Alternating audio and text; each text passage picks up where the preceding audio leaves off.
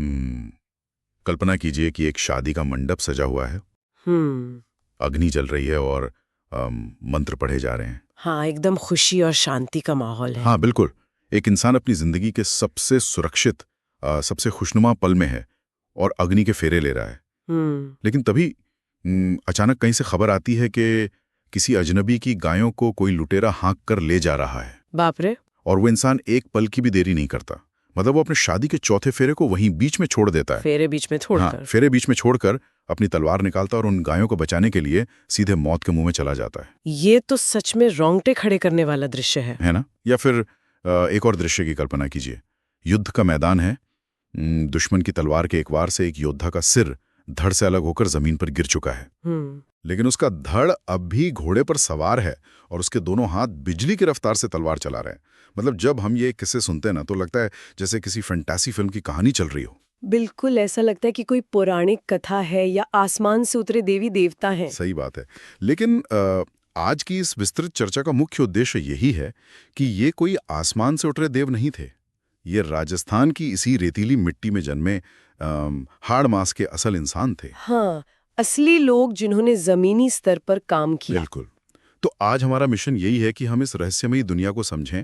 आखिर कैसे एक आम इंसान का जीवन उसके असाधारण कामों की वजह से इतना बड़ा हो जाता है कि समाज उसे साक्षात भगवान का दर्जा दे देता है। इस पूरी अवधारणा का मूल आधार ही यही है कि ये लोक देवता ना उस समय के समाज की सबसे बड़ी जरूरतों की उपज थे। मतलब जब हम देवता शब्द सुनते हैं नहीं। तो दिमाग में क्या आता है? वही मंदिर, पूजा पाठ या कोई जादुई शक्तियां। ये से देखें तो एकदम अलग तस्वीर बनती है। ये देवता दरअसल उस दौर के समाज, रेगिस्तान की कठोर अर्थव्यवस्था और हिंसक राजनीति का सीधा अक्स हैं। अक्स है मतलब उनकी असलियत दिखाते हैं। हाँ, देखिए रेगिस्तान में जीवन बहुत कठिन था। पानी की कमी थी, बाहरी हमलावरों का डर था और इलाज के नाम पर तो कुछ था ही नहीं। तो ऐसे में किसी ऐसे नायक की जरूरत थी जो उनके बीच का हो। सही कहा। समाज को आसमान में बैठे ईश्वर से ज्यादा एक ऐसे नायक की दरकार थी जो उनका दर्द समझे और उनके लिए अपनी जान दे सके। और यहीं से इतिहास और मिथक अलग होते हैं। मतलब ये आम जनता के बीच से निकले ढाल थे। हाँ। तो जब हम इस दुनिया में प्रवेश करते हैं तो सबसे पहला शब्द जो गूंजता है वो है पंचपीर। हाँ, राजस्थान की आस्था के शिखर पर ये 5 नाम आते हैं। पाबूजी, हड़बूजी, रामदेव जी, मांगलिया मेहाजी और गोगा जी। जो बात मुझे यहाँ सबसे ज्यादा हैरान करती है वो ये है कि इन्हें सिर्फ हिंदू ही नहीं बल्कि मुस्लिम समाज भी पूरी शिद्दत से पूछता है। ये बहुत ही कमाल की बात है ना? मतलब इतिहास तो धर्म के नाम पर मारकाट से भरा पड़ा है। हाँ। फिर ये सांप्रदायिक सौहार्द का ऐसा संगम इन लोक देवताओं के इर्द गिर्द कैसे बन गया? देखिए, ये कोई संयोग नहीं था। ये एक बहुत ही सोची समझी सामाजिक रणनीति थी। अगर हम पंच पीरों में सबसे प्रमुख रामदेव जी की बात करें, जिन्हें पीरों का पीर कहा जाता है। बाड़मेर वाले रामदेव जी। हाँ, बाड़मेर के ऊंडो कश्मीर में जन्मे रामदेव जी, उनका जीवन किसी चमत्कार से ज्यादा एक सामाजिक क्रांति है। उस समय समाज में जात पात और छुआछूत बहुत ज्यादा थी। और बटे हुए समाज का तो कोई भी बाहरी दुश्मन फायदा उठा सकता है। बिल्कुल। इसीलिए रामदेव जी ने अपना पूरा जीवन छुआछूत मिटाने में लगा दिया। उन्होंने जानबूझकर उन तबकों को साथ जोड़ा जिन्हें हाशिए पर धकेल दिया गया था। तो इसे थोड़ा गहराई से समझते हैं। उपदेश देकर तो कुप्रथाएं नहीं मिटाई जा सकती। मैंने कहीं पढ़ा था कि मेघवाल समाज के जो उनके भक्त होते हैं उन्हें रिखिया कहा जाता है। हाँ। और उन्होंने बाकायदा एक नए पंथ की स्थापना भी की थी, जिसे कमाड़िया पंथ कहते हैं। अच्छा, कमाड़िया पंथ। हाँ, उपदेशों से समाज नहीं बदलता, उसे एक नया ढांचा देना पड़ता है। ये पंथ अछूत माने जाने वाले वर्गों को मुख्य धारा में लाने का एक संस्थागत तरीका था। अरे वाह। और इसी पंथ की महिलाएं वो मशहूर 13 ताली नृत्य करती हैं ना? बिल्कुल सही कहा आपने। 13 ताली नृत्य सिर्फ एक कला नहीं है, ये रामदेव जी की यशोगाथा को पीढ़ियों तक पहुंचाने का माध्यम है।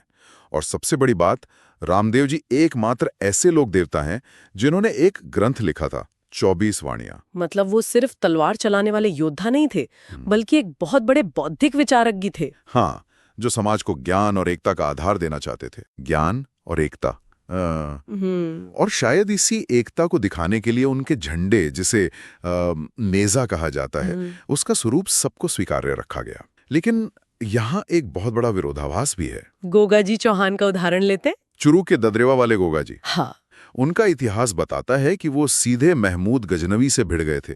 गजनवी ने ही उनकी वीरता देखकर उन्हें जाहर पीर यानी साक्षात पीर कहा था। जिंदा पीर। लेकिन जो बात मुझे खटकती है वो ये है कि गोगा मेड़ी में उनका जो प्रमुख मंदिर है वो एक मकबरे की शैली में बना है और उसके मुख्य द्वार पर बिस्मिल्लाह लिखा हुआ है। मतलब एक योद्धा जो मुस्लिम आक्रांता से लड़ा, उसका मंदिर मकबरे जैसा क्यों? क्या ये अजीब नहीं है? ये आज के नजरिए से अजीब लग सकता है, लेकिन उस दौर की सामासिक संस्कृति यानी जो मिलीजुली संस्कृति थी ना, ये उसका सबसे बड़ा उदाहरण है। अच्छा, वो कैसे? देखिए, युद्ध राजाओं के बीच होते थे, लेकिन आम जनता तो एक दूसरे पर निर्भर थी। गोगा जी का मंदिर मकबरा शैली में होना और बिस्मिल्लाह लिखा होना, ये बताता है कि असली लोकनायक मरने के बाद किसी एक धर्म की जागीर नहीं बनता। वो तो सबके हो जाते हैं। बिल्कुल। गोगा जी को सर्प रक्षक देवता के रूप में भी पूजा जाता है। अब सांप तो धर्म देखकर डसता नहीं है ना। हाँ, सांप को क्या पता कौन हिंदू और कौन मुस्लिम। सही बात है। रेगिस्तान में सांप काटता था तो हिंदू भी उसी देवता के पास दौड़ता था और मुस्लिम भी। इसी साझा दर्द ने इन देवताओं को धर्मनिरपेक्ष बना दिया। साझा दर्द और साझा जरूरत, बहुत गहरी बात है ये। और अगर रेगिस्तान की सबसे बड़ी जरूरत की बात करें तो वो कोई महल या सोना चांदी तो था नहीं। बिल्कुल नहीं। वहां की सबसे बड़ी संपत्ति पशुधन थी। हाँ, मतलब गाय और ऊंट।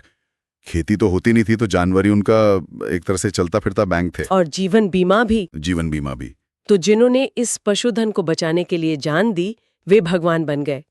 अब मैं पाबूजी राठौर की उसी कहानी पर आना चाहती हूँ जिससे हमने चर्चा शुरू की थी। हाँ, पाबूजी राठौड़। 1276 ईस्वी की घटना है ये। जोधपुर के कोलू मंड में जन्मे पाबूजी ने देवल चारणी नाम की एक महिला को वचन दिया था कि वो उसकी गायों की रक्षा करेंगे। और फिर जब वो शादी के फेरे ले रहे थे, तभी खबर आई कि उनके अपने ही बहनोई जिंदराव खींची ने देवल चारणी की गायों पर हमला कर दिया है। मतलब आज के समय में ये सोचना भी मुश्किल है। ऐसा लगता है जैसे कोई इंसान अपनी जिंदगी की सबसे बड़ी उपलब्धि के दिन अपना कोई बहुत बड़ा काम शुरू कर रहा हो और अचानक सब छोड़कर किसी अनजान के लिए गोली खाने चला जाए। पागलपन लगता है ना? बिल्कुल। ये तो एक तरह का पागलपन ही है जो सिर्फ एक हीरो में हो सकता है। पाबूजी ने चौथा फेरा रोक दिया और गायों को बचाते हुए वीर गति को प्राप्त हुए। लेकिन इस पागलपन के पीछे के आर्थिक विज्ञान को समझना भी जरूरी है। जैसा हमने कहा, पशुधन ही सब कुछ था। जो इंसान आपकी अर्थव्यवस्था की रक्षा के लिए अपनी जान दांव पे लगा रहा है, उसके प्रति कृतज्ञता तो पूजा का ही रूप लेगी। स्वाभाविक सी बात है। और पाबूजी सिर्फ गायों के रक्षक नहीं थे। मारवाड़ में सबसे पहले ऊंट लाने का श्रेय भी उन्हें ही जाता है। इसीलिए राजस्थान का जो रायका या रेबारी समाज है ना, जो ऊंट पालते हैं, वो पाबूजी को अपना आराध्य मानते हैं। ऊंटों से याद आया, यहाँ एक बहुत दिलचस्प पहलू आता है फड़ का। मैंने सुना है कि जब ऊंट बीमार पड़ता है तो उसे ठीक करने के लिए पाबूजी की फड़ गाई जाती है। ये फड़ आखिर होती क्या है? बहुत अच्छे सवाल है। फड़ को आप उस जमाने का चलता फिरता सिनेमा मान सकते हैं। ये कपड़े का एक बहुत लंबा पर्दा होता है जिस पर लोक देवता की पूरी कहानी चित्रों के जरिए उकेरी जाती है। अच्छा, पर्दा होता है। और इसे गाते कैसे? जो भोपे होते हैं वो इस फड़ के सामने खड़े होकर रावण हत्ता वाद्य यंत्र बजाते हुए गाकर कहानी सुनाते हैं। लेकिन एक बीमार जानवर के पास इसे गाने का क्या दुख है? देखिए, ये सिर्फ धार्मिक कर्मकांड नहीं था। जब ऊंट बीमार होता था तो परिवार भयंकर तनाव में आ जाता था, क्योंकि उनकी आजीविका खतरे में होती थी। ऐसे में रात भर फड़ का गायन उनके भीतर एक मनोवैज्ञानिक ढांढस बंधाता था। ओहो, मतलब एक साइकोलॉजिकल सपोर्ट मिलता था। हाँ, उन्हें उम्मीद मिलती थी कि जिसने ऊंटों को धरती पर लाया है वो इस पशु को मरने नहीं देगा। तो ये एक तरह का इलाज ही था। हाँ, पशुओं की रक्षा में सिर्फ पाबूजी नहीं, तेजाजी का नाम भी बहुत बड़ा है। खड़नाल में जन्मे तेजाजी। तेजाजी का बलिदान तो पाबूजी से भी एक कदम आगे लगता है। उन्होंने लाछा गुर्जरी की गायों को बचाने के लिए भयंकर युद्ध किया। और उनका शरीर तीरों और तलवारों से छलनी हो गया था। लेकिन वो सांप वाला किस्सा बहुत हैरान करने वाला है। हाँ, युद्ध में जाने से पहले उन्होंने एक सांप को वचन दिया था कि वो लौटकर उसे डसने का मौका देंगे, और जब वो लौटे तो शरीर पर कोई जगह ही नहीं बची थी। तो उन्होंने अपनी जीभ बाहर निकाल दी। बिल्कुल। और इसी शहादत के सम्मान में राजस्थान का सबसे बड़ा पशु मेला तेजा जी की याद में लगता है। जिसने रक्त बहाया उसे समाज कभी नहीं भूलता। ऐसे ही मेहाजी मांगलिया भी थे जो जैसलमेर में गायों के लिए लड़े। और बीकानेर के जाखड़ समाज के कुल देवता बिग्गा जी, उन्होंने भी गायों को लुटेरों से बचाया था। रामदेव जी के मौसेरे भाई हड़बू जी, जो सियार की सवारी करते थे, उन्होंने भी जीवन पशु रक्षा में बिताया। ये सब तो तर्क संगत लगता है, जीविका की रक्षा करना, समाज जोड़ना। लेकिन जब हम थोड़ा और भीतर जाते हैं ना, तो कुछ ऐसी कहानियां आती हैं जो सीधे विज्ञान को चुनौती देती हैं। आप कल्लाजी राठौड़ की बात कर रहे हैं ना? बिल्कुल। मतलब इतिहास में किसी असली इंसान को 4 हाथों वाले देवता के रूप में पूजा जाना, ये सुनकर तो तुरंत किसी भगवान की तस्वीर बनती है जिसके सच में 4 हाथ हों। हाँ, यहाँ इतिहास और जो काव्यात्मक प्रतीकावाद है वो बहुत खूबसूरती से मिलते हैं। कल्लाजी मेवाड़ी सेना की तरफ से मुगलों के खिलाफ चित्तौड़ में लड़ रहे थे, और तब उनके ताऊ जयमल जी के पैरों में गोली लग गई थी। सही, वो चल नहीं पा रहे थे। तो कल्लाजी ने, जो खुद भयंकर युद्ध के बीच थे, अपने घायल ताऊ को अपने कंधों पर बिठा लिया। रोंगटे खड़े करने वाला दृश्य है। नीचे कल्लाजी के 2 हाथ तलवार चला रहे हैं और ऊपर कंधों पर बैठे जयमल जी के 2 हाथ वार कर रहे हैं। और दूर से देखने वालों को लगा जैसे साक्षात कोई 4 हाथों वाला काल मैदान में उतर आया है। ये एक बेहतरीन उदाहरण है कि कैसे एक सच्ची और भावनात्मक घटना वक्त के साथ एक मिथक या चमत्कार बन जाती है। बिल्कुल। जब मानवीय शक्ति सारी सीमाएं लांघ जाती है तो साधारण शब्द कम पड़ जाते हैं। कल्लाजी का ये स्वरूप उनके अद्वितीय शौर्य का रूपक है। अच्छा, चमत्कारों की बात करें तो रेगिस्तान में एक और बहुत बड़ा डर था, जहरीले सांपों का डर। मीलों तक कोई डॉक्टर नहीं था, और सांप काटने का मतलब सीधे मौत। ऐसे में लोग बहुत घबरा जाते थे। और यहीं से गोगा जी के पुत्र केसरिया कुंवर जी जैसे देवताओं का उदय होता है। कहा जाता है कि उनके भोपे सांप काटे व्यक्ति का जहर सीधा मुंह से चूस कर निकालते हैं।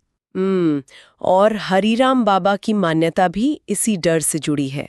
नागौर के झौड़ा गांव में उनका मंदिर है। वहां किसी इंसान की मूर्ति नहीं, बल्कि सांप की बाम्बी यानी बिल और पद चिन्हों की पूजा होती है। ये तो प्रकृति से जुड़ी बहुत ही आदिम आस्था है, मूर्ति की जगह बिल की पूजा। ये रेगिस्तान के मनोविज्ञान का हिस्सा था। जब चिकित्सा विज्ञान नहीं था तो ये गहरी आस्था ही प्राथमिक उपचार का काम करती थी। पैनिक और डर को शांत करती थी। इस कड़ी में देवनारायण जी का जिक्र करना भी बहुत जरूरी है। वो गुर्जर जाति के आराध्य हैं। हाँ, देवनारायण जी की फड़ सभी लोक देवताओं में सबसे पुरानी और सबसे लंबी मानी जाती है। और उनके चमत्कारी घोड़े लीलागर का भी बहुत जिक्र आता है। वैसे एक और देवता हैं जो न्याय व्यवस्था देखते हैं, भूरिया बाबा, जिन्हें गौतमेश्वर भी कहते हैं। भूरिया बाबा मीणा जनजाति के बहुत पूजनीय देव हैं। सुखड़ी नदी के किनारे उनका मंदिर है और मान्यता है कि इस जनजाति का कोई व्यक्ति भूरिया बाबा की झूठी कसम नहीं खा सकता। सोचने वाली बात है कि अदालत में लोग झूठ बोल दें, लेकिन भूरिया बाबा के नाम पर ली गई कसम पत्थर की लकीर है। ये सिर्फ डर नहीं, सम्मान है। हाँ, ये उस समय की न्याय व्यवस्था थी जब अदालतें हर गांव तक नहीं पहुंच सकती थीं। बिल्कुल। अच्छा, अभी तक हमने जितने नायकों की बात की वे आदर्श थे, लेकिन इस दुनिया में कुछ बागी भी तो थे जो सीधे साधे नियमों पर नहीं चले। मैं डूंगजी और जवाहर जी की बात कर रहा हूँ। सीकर के डूंगजी और जवाहर जी कोई पारंपरिक संत तो थे नहीं, वो तो सशस्त्र विद्रोही थे। सीधे अंग्रेजों से टकरा गए थे। खजाना लूटना और उसे गरीबों में बांट देना, मतलब राजस्थान के रॉबिनहुड। बिल्कुल। लेकिन धर्म तो लूटपाट को अपराध मानता है ना, फिर इन्हें देवता कैसे मान लिया गया? यही तो संस्थागत धर्म और लोक धर्म का अंतर दिखता है। संस्थागत धर्म कठोर होता है पाप पुण्य की किताब के साथ, लेकिन लोक धर्म पानी की तरह लचीला होता है। मतलब उसमें बगावत के लिए भी जगह है? हाँ, इसमें इंसान के गुस्से और विद्रोह के लिए जगह है। डूंगजी जवाहर जी ब्रिटिश अत्याचार के खिलाफ आम आदमी के आक्रोश का प्रतीक थे। जो आदमी अन्याय के खिलाफ बंदूक उठा रहा था, वो जनता के लिए अपराधी नहीं, न्याय का देवता था। वाह, लोक धर्म का ये लचीलापन वाकई अद्भुत है। और अगर भावनाओं की बात है तो इसमें हास्य के लिए भी जगह है।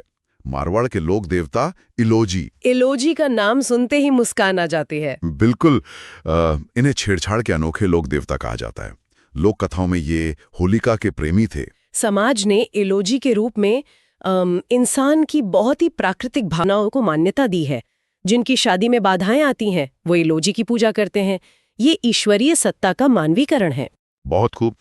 और एक और अनोखा उदाहरण है बाबा मामा देव जी, बरसात के देवता। लेकिन इनका पूजा का तरीका आज के लोगों को हैरान कर देगा। हाँ, उनका कोई ईंट पत्थर का मंदिर नहीं होता, बस एक लकड़ी का तोरण होता है गांव के बाहर। और मामा देव को खुश करने के लिए भैंसे की कुर्बानी दी जाती है। आज ये हिंसक लग सकता है, लेकिन उस समय के कृषक समाज की बेबसी को समझना होगा। जब बारिश की एक बूंद पर जीवन निर्भर हो तो समाज देवता को खुश करने के लिए किसी भी हद तक जा सकता था। सही बात है। हर कहानी के पीछे उस जमीन का संघर्ष छिपा है।